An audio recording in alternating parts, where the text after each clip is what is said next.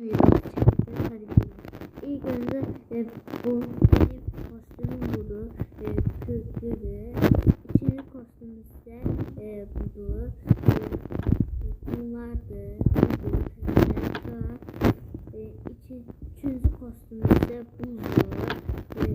Dördüncü kostüm ise budur. Sonra budur. Leaf, kürklü, devam ve salvaje. Beşinci kostümde daha Leaf ve vahşi salvaje. Altıncı kostüm ise budur. Leaf'tır. Sonra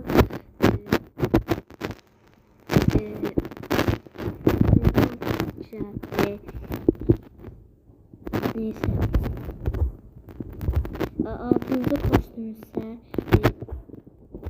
Altıncı kostümümüzü göstereceğiz.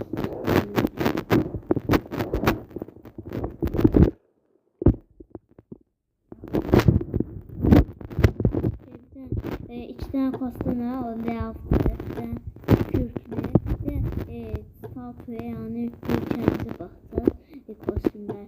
Birinci Golden Sword, ikincisi Blazing Sword, bir de Golden Spartan heykel var, bir de Blazing Spartan heykel var, bir de Gideon Spartan heykeli var, bir de Sword heykeli var, sonra Golden Sword heykeli var, sonra Magic heykeli var. Evet arkadaşlar, elmaslarım da budur. 4510